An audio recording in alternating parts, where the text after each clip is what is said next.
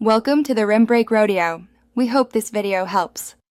You start by powering off and then powering on while pressing ESC or F10 repeatedly to open the HP startup menu. Once the menu appears, choose BIOS setup. Make sure the laptop is on AC power and battery is above 20% to avoid interruption. You should already have an admin password or ability to set one, and confirm you know current boot order so you can restore it if needed.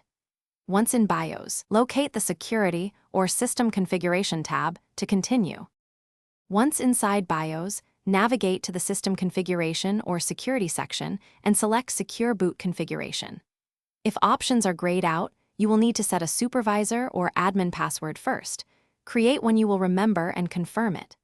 After the password is active, return to Secure Boot and change the setting from enabled to disabled.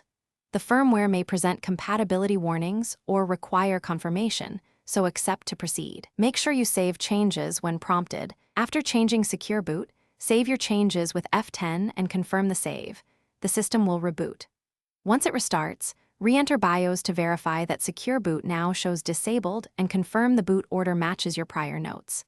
If the machine fails to boot an OS, make sure you did not disable an OS-specific mode like UEFI only. If problems persist, reset BIOS to factory defaults, re-enable Secure Boot to restore original state, or use USB recovery to repair boot files. That troubleshooting step usually resolves most issues. Thanks for watching. Consider subscribing if we helped you.